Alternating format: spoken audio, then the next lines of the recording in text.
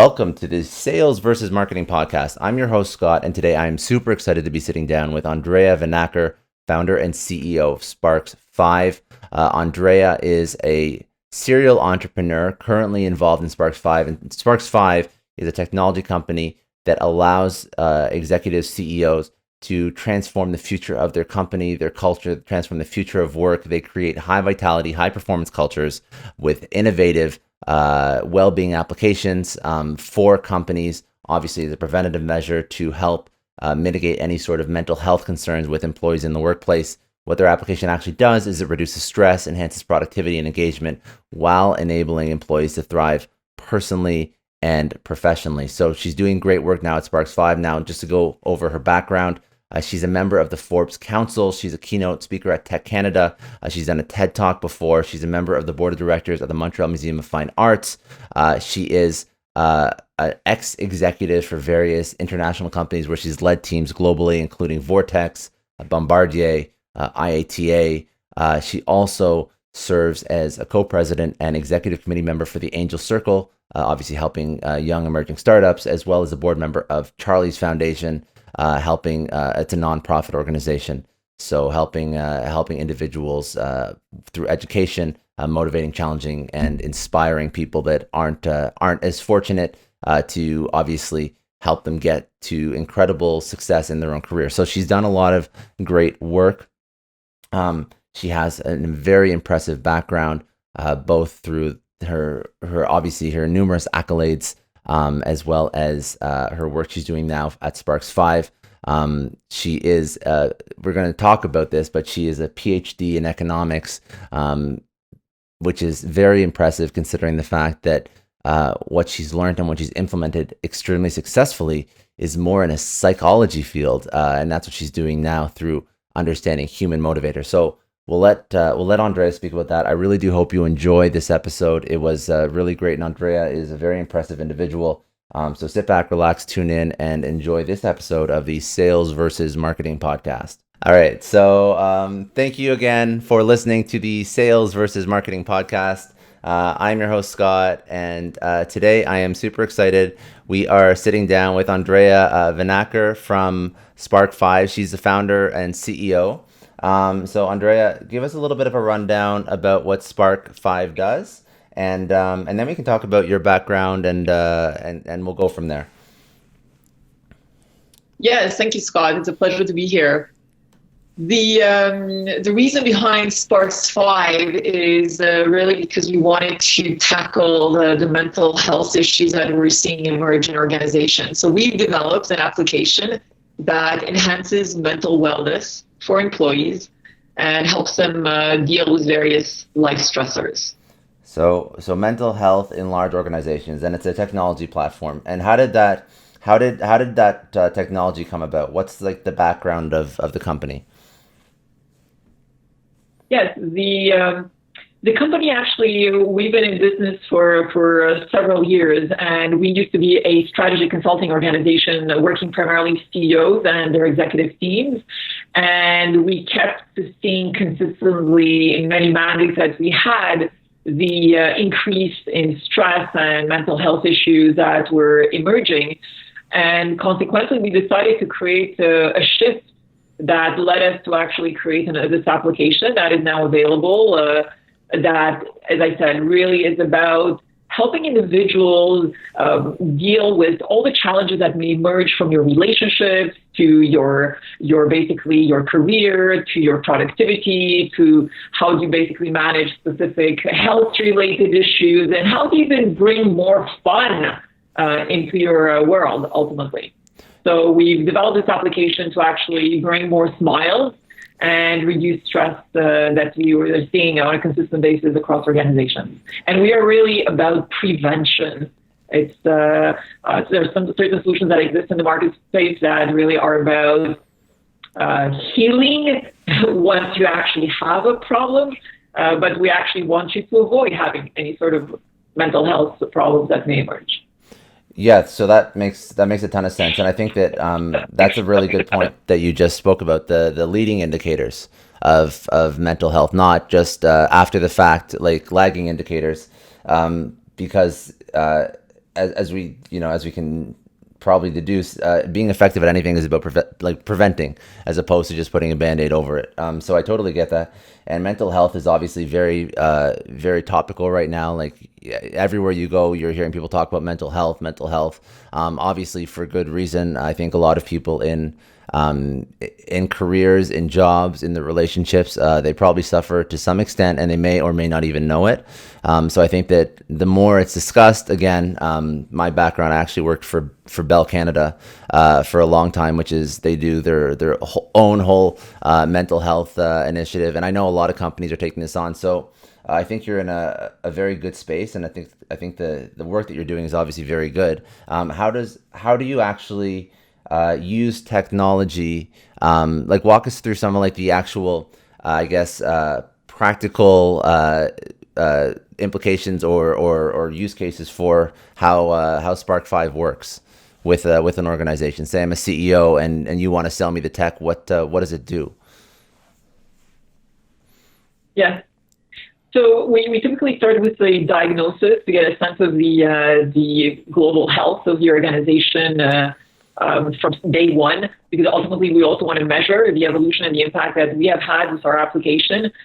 Typically, we can be looking at data that even relates to what's the percentage of employees that are currently on antidepressants.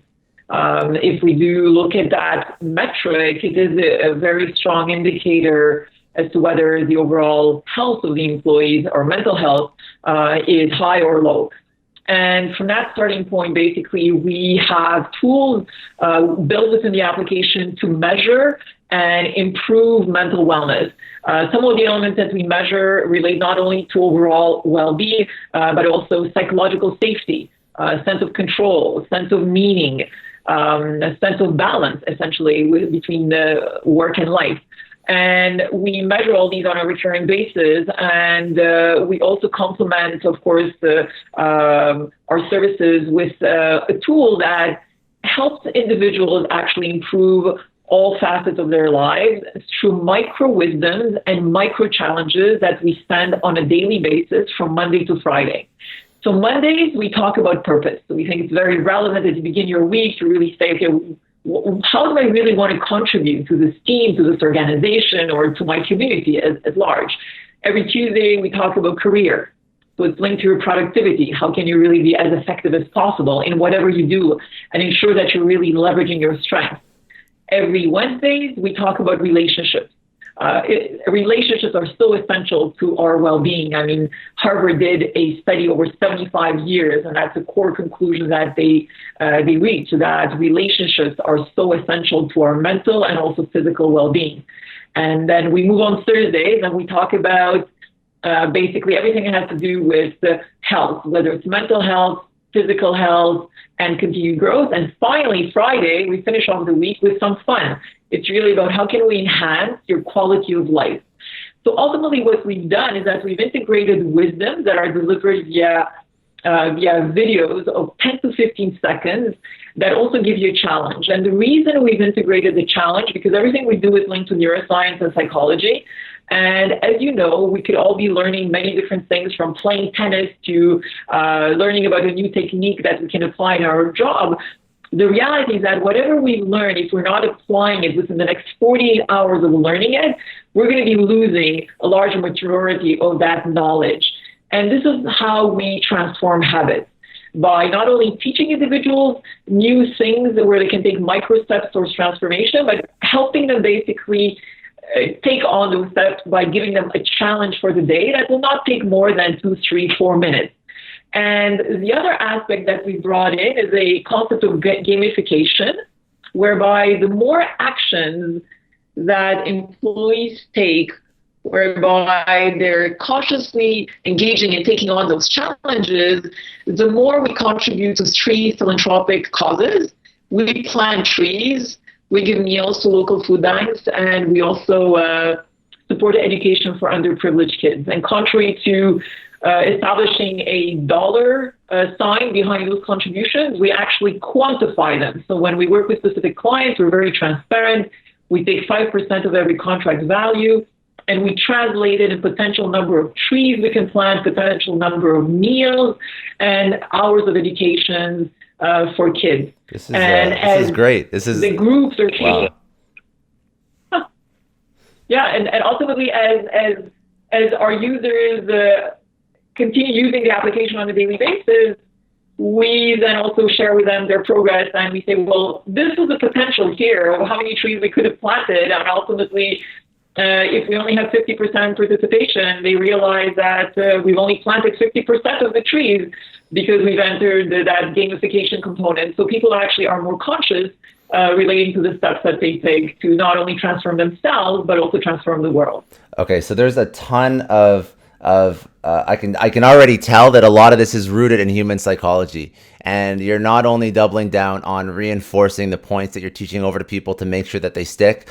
You're using these psychological drivers to actually ensure that they even engage in the first place. So this is very, very cool stuff. Everything that you just described, I want to go into it more, but first I want to understand your background, because I don't think a lot of people building this application would understand all these psychological drivers to the extent that you do. So I'm sure that there's something either on your team or in your personal background that's obviously led you to be able to understand that these are drivers of human behavior, which obviously will be the most successful driver at the end of the day. So let's speak about where are you from? What's your background in? Are you trained in this kind of like in psychology and motivational or intellectual drivers, or tell me a little bit more about yourself? Sure. Actually, I have a business degree in finance and international business, and went to study in France, international finance, and I finished off with a Ph.D. in economics. Okay. So my background is very, very different from an academic perspective.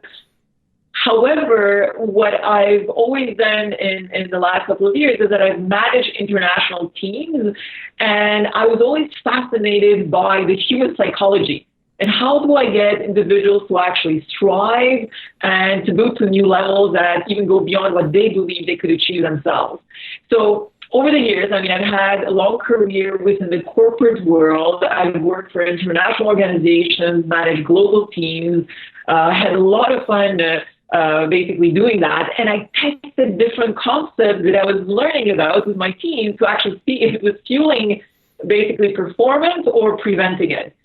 And what was fascinating is that it was not just the psychology behind human beings, it was also the cultural dimension that came into play as well, because I had teams all over the world. Imagine dealing with individuals from Latin America to the Middle East to Asia. Very, very different dynamics, and plus being a woman leader, as you can imagine, it brings in certain realities that I had to overcome. So over the years, basically, I've analyzed, tested different things, and I wrote actually my first book that was focused on human performance. And that first book was called Successionality. I even invented a word that I have a trademark for by combining success and personality, because that's really what I was focused on. What are the 10 pillars that can allow an individual to truly perform at their best in anything that they do? And so imagine all the research that I had done behind that book. Then basically, I'm now in my third book that I just published, which congratulations. That's amazing. Thank you.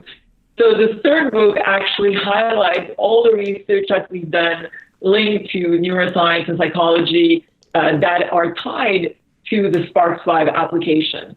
But as I said, really my passion, although I'm not a psychologist or a neuroscientist, my passion has always been about people and this fascination about how can we push the human potential to new heights and new levels. And I'm constantly exploring things. Like, for example, we're going to be integrating in Q1 new modules within our application that relate to how do we get into flow more easily. So we're always, as I said, evolving and testing new things to make sure that we help people live happier and healthier lives, but that also allow them to have a greater sense of fulfillment. When you figure out how to get into flow easier, let me know, because I need to figure that out myself. Absolutely, with pleasure. My with pleasure. I'll basically, in Q1, as I said, we'll be set with a new program focused on flow. And actually, there's research by McKinsey and other sources where they said that if you're able to get into a state of flow more regularly, you can achieve in 1 hour what other people may take 5 hours to do. So I believe that. High demand behind flow.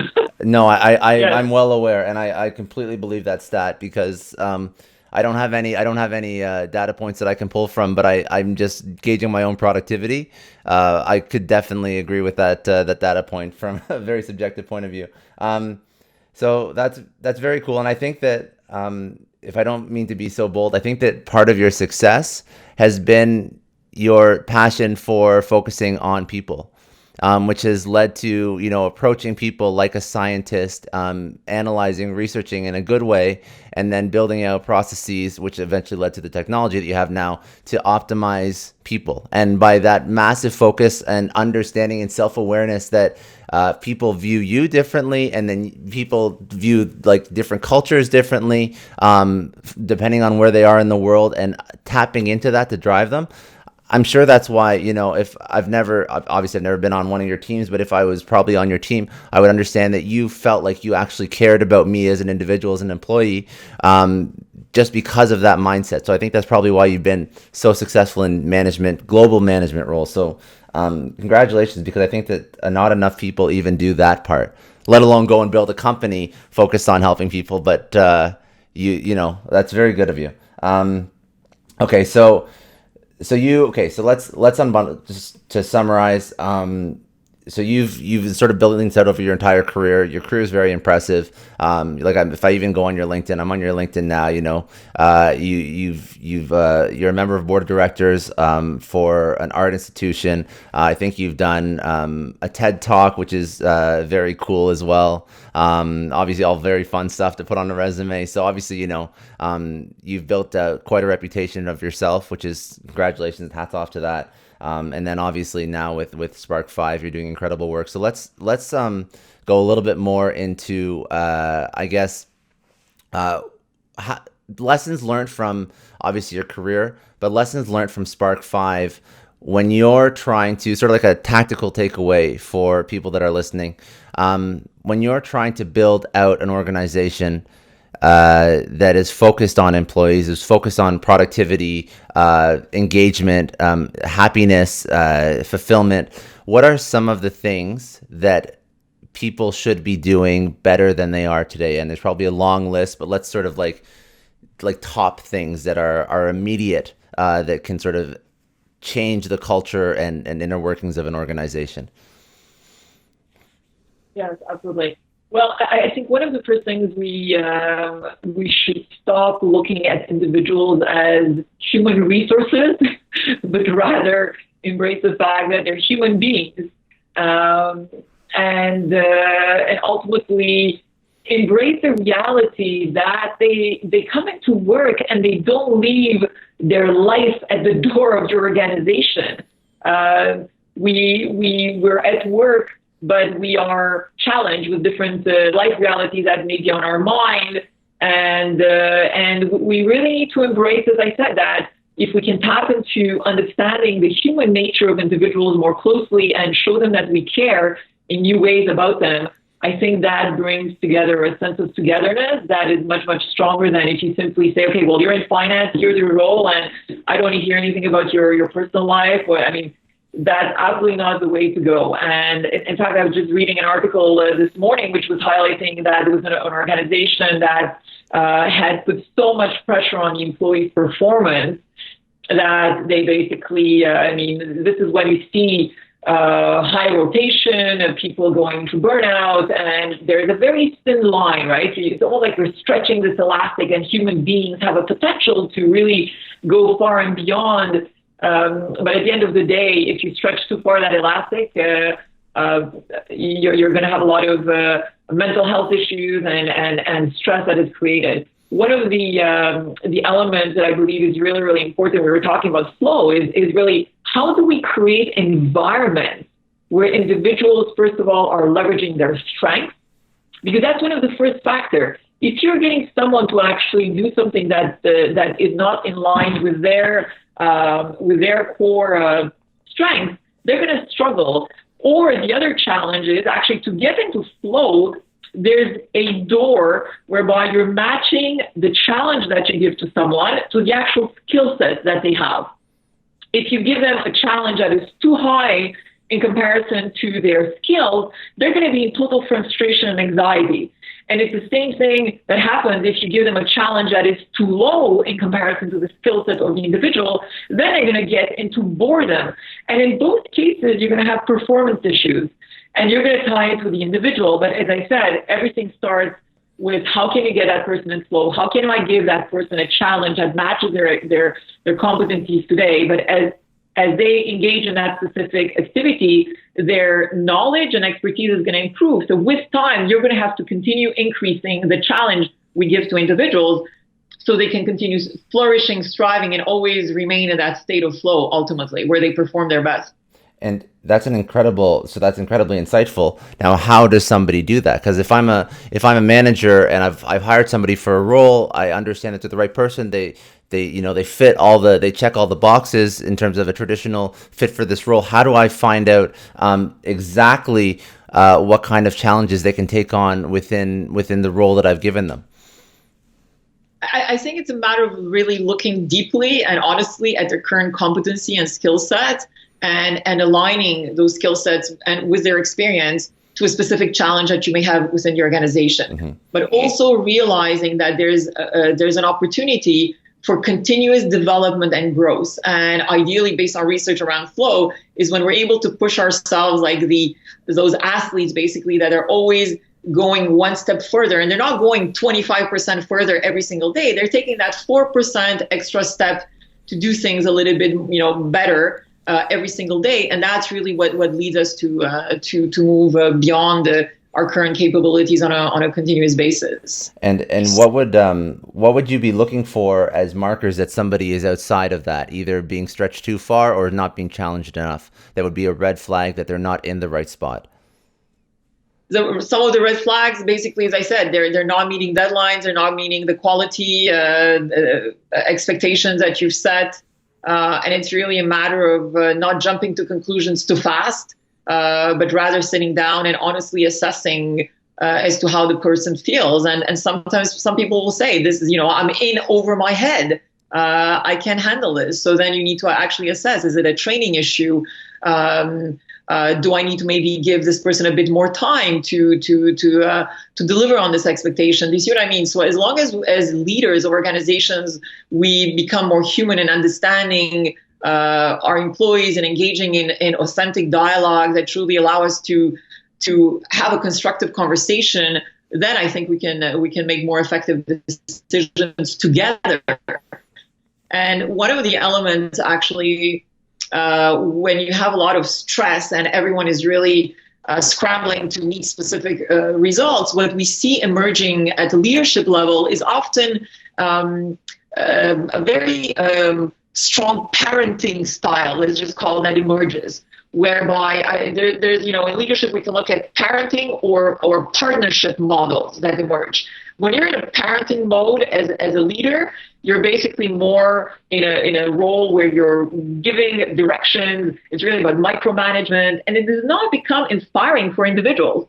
It's almost like you're also disempowering them to find their own path to tackle with whatever challenge they may have in front of them. But when you embrace rather the possibility of a partnership conversation, where you're truly looking at the employee as being equal to you rather than as a parent-child relationship, it pushes the dialogue to a completely new level. And this is how our brains work as well. And I think if we really, as leaders, we become more conscious in every single dialogue that we engage in with our team members, whenever we're faced with a problem, we need to look at it. Am I acting as a parent here, or am I acting as truly a partner?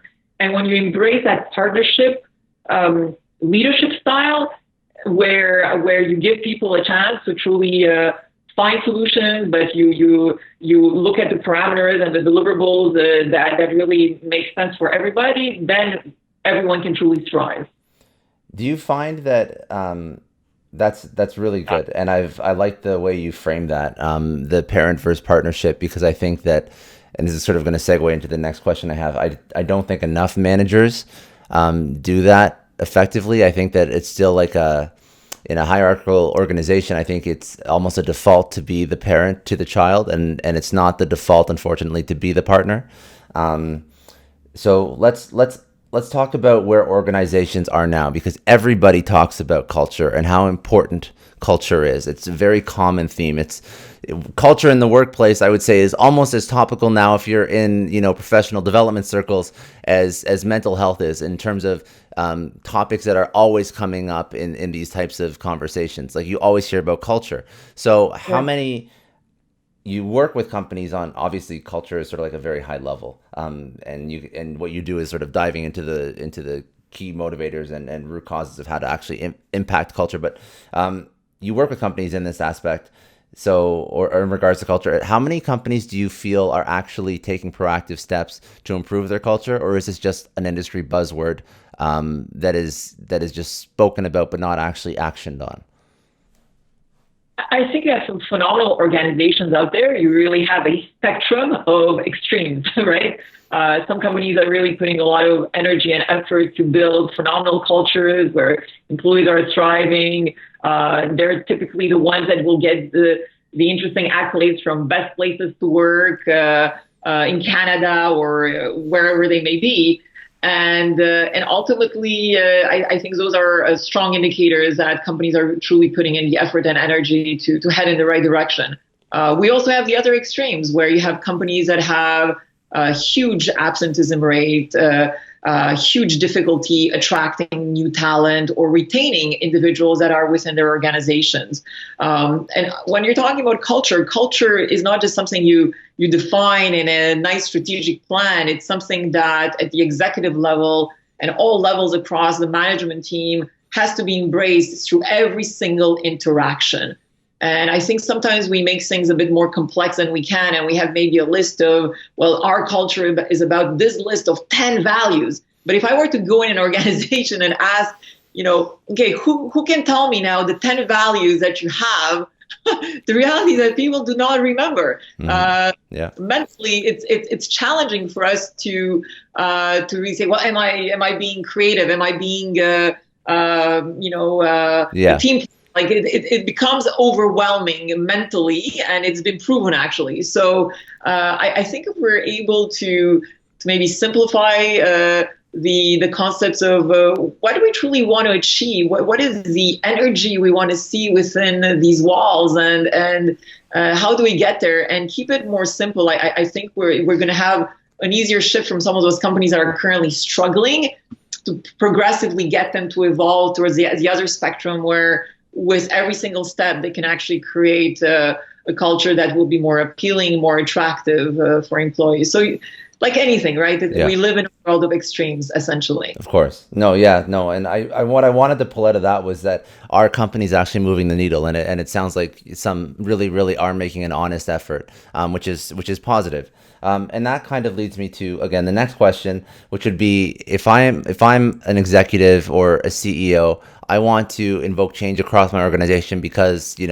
I'm forward thinking. I understand that we do have culture, but nobody actually lives them.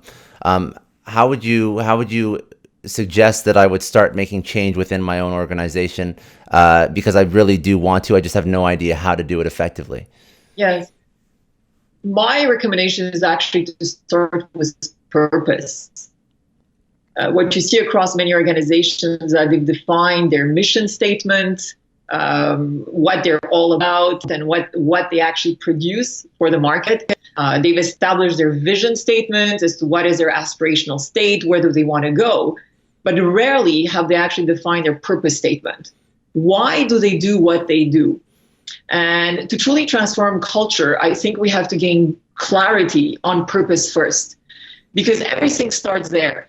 And as organizations have deeper and more profound purposes, then we can connect with those deeper purposes at the individual levels. And what you'll realize is that companies that join a certain organizations often is because they're attracted to that purpose, to that big impact that that organization is having. And it goes beyond basically generating revenue. I mean, when we're talking about a lot of companies that are on the stock market and there's a pressure to generate certain performance levels and certain KPIs, the reality is that you have to go beyond those metrics. You have to integrate a sense of purpose. And some companies have taken very interesting steps. I mean, you have great organizations out there from Patagonia to Tom Shoes that at the core of their being, they know what they're for. And everyone across the organization, irrespective of their roles, know how they are having a positive impact on this world through what they do collectively. Other organizations are more, as I said, extensively focused on just the financial performance. And I think that to truly improve culture, you have to start with purpose first. I think that's an incredible takeaway for people that are in leadership positions and have the capability to either affect culture in their business unit to start. Maybe they're not the CEO, or if they are CEO level, that's where they should start for their organization. Now let's flip that on its head for employees, because you're an employee, you're looking for an organization, and you want to make sure that they actually sort of walk the walk and they don't just talk the talk, right? You want to make sure that they actually live up to the 10 things on their wall or whatever, or on their website. So what are some things to look for as an employee going in and you're interviewing and it's like a minefield out there? What would you recommend for people? What questions to ask so that you don't end up with the wrong company? My approach is often focused on hire for passion. And where you have a very strong alignment to that purpose or to your why. I feel those are really the individuals that bring the greatest value within your organization. Often as well, if you really want to test for competencies or skill sets, the typical questions that I ask are more centered around, give me an example where you have demonstrated X, Y, Z, you have demonstrated teamwork, or do you see what I mean? And I think through examples that we can actually see more clearly how people think, what they've gone through, and the experiences that have enriched them. And I often ask them to share stories and ask them, what is the lesson learned from this specific story for you?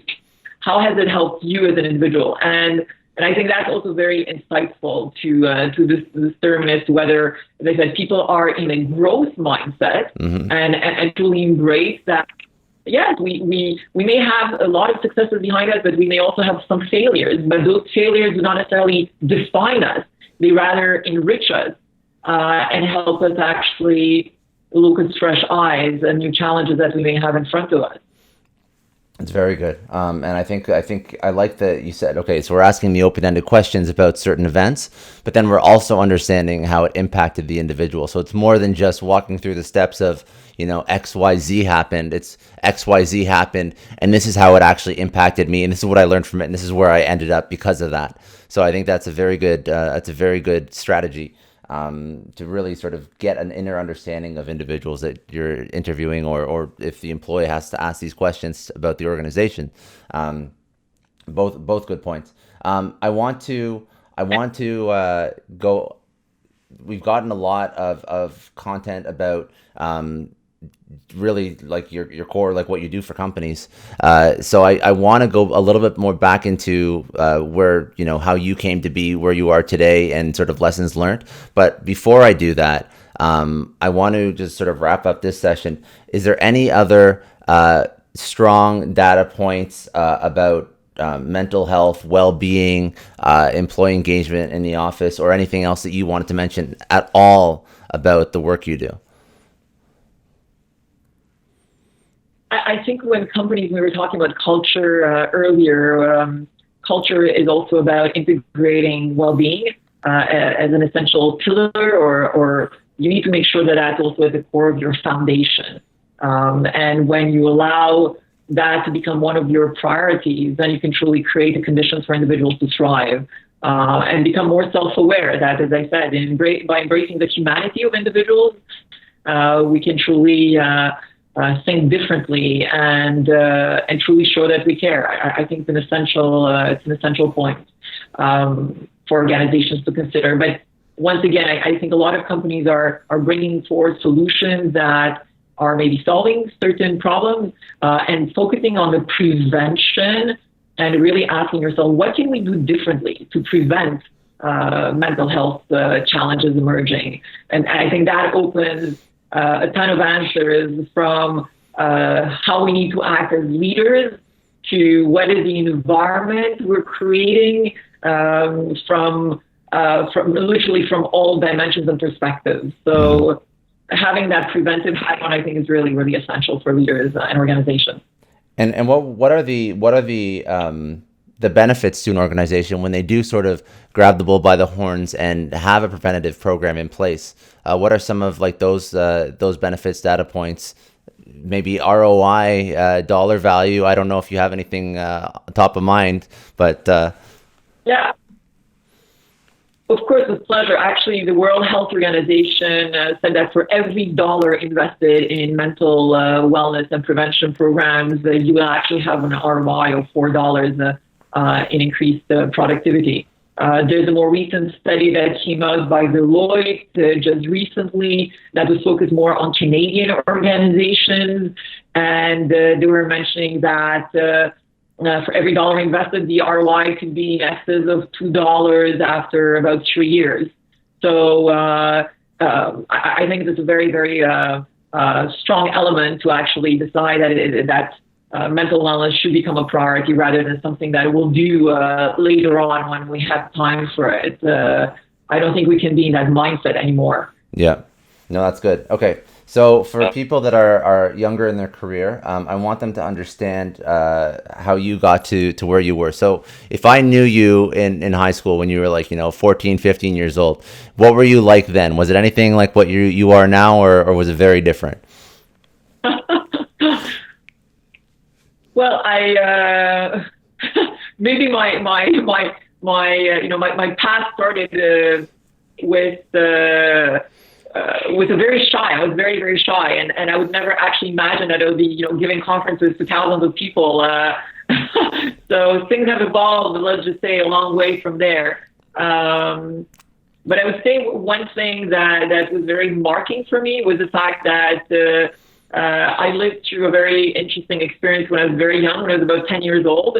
And we were living in Romania at the time. That's where I was born. And my parents decided to live the communist regime that we had there at the time. And everyone basically said, this is a mission impossible. You'll never be able to do it. And it was a year of torture in many senses of the word, whereby we couldn't go to school anymore. No one wanted to talk to us because we were looked upon almost as traitors of the regime, as you can imagine. But that lesson for me was really, really marking because my parents did manage to get us all out. I have two other brothers. And we left the communist regime illegally. And what it taught me actually was that perseverance is key. And whenever someone says, Andreea, this is mission impossible, I literally say, I'll prove you wrong, because this is really what my life has been about. Every time I've gotten a no, I'm always then saying, well, you know what? Thank you for saying no. This is this is giving me an opportunity to rethink how I need to get to a yes moving forward. And I think perseverance and in pursuing a path that really you're passionate about is essential. Because ultimately, if you're not doing something that you truly, truly love, you're going to end up at the end of your life with many, many regrets. That's incredible. And I think that after going through that at such a young age, I'm pretty sure that any other business challenges seem trivial in nature. So that's great. That's a great story. Very good. And I guess the last question I wanted to really ask was, where do you go to sort of improve yourself? Do you have resources, mentors? Do you read books, podcasts, audibles? What's your go-to for sort of self-improvement and growth? Everything you just mentioned. Yeah. Okay. Gotcha. On a daily basis. Okay, so that's good. Do you have favorites then? Do you have favorites? My favorite, I've been privileged to have some amazing mentors in my life that have really guided me in an optimal way. But at the end of the day, I truly believe that it's through experience that you really get to a certain level of evolution that is incredible. So you have to embrace that. In order to live a life that you truly cherish, you're going to have to jump in the water at one point and maybe take some wild and crazy decisions and be open to taking a certain level of risk. Because if you really navigate within, I would say, your regular zone and you never step outside of your comfort zone, well, you're not going to be able to truly live a life that you'll be proud of. So that's what I live. I'm a total risk taker every single day.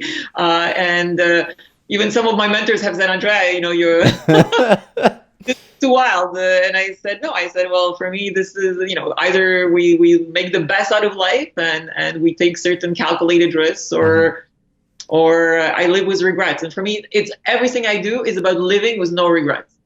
I think that's important. Is that an attitude that you've always had? Or is that something? Yeah. Absolutely. But the other reality also that I embrace every single day is really, how can I have a more positive impact on this world? When we shifted basically from strategy to technology in my company SPARX5, that was a fundamental question that I was asking, because I said I can continue working with CEOs, I can continue doing conferences, writing another book. But I kept asking myself, how can I have a more massive and more positive impact on this world? And this is where I decided to embrace technology. So I think no matter what we do in life, we can all ask ourselves, how can I use what I love to do? How can I use my strengths to truly have a positive impact on this world and make sure that every interaction is an opportunity for me to enlighten and possibly inspire people? That I think that's a life worth living. I think that has been a huge driver for your success as well. So yes, you are jumping off the cliff and learning how to fly on the way down for some of the tasks and initiatives you've taken on.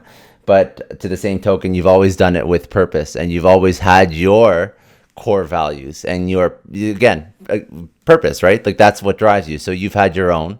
You've used that to guide you in almost every aspect of your life, and that's led you to be successful just because you know what. So when it gets tough, it's no longer that tough because you know why you're doing it. I think that's a huge takeaway as well, because I think that everyone at one point in their career or their life will have $1 million idea. It's just whether or not you're willing to go through the hardships to see it to fruition, right? So that's really where you've seen success, because you have gotten through all the tough points because you know like what's supporting that vision. Indeed. Yeah. That's all I really have. That was an incredible session, and I really like the work you're doing, and obviously, from speaking, like the insights are incredible. So first of all, thank you very much for that. That was really good.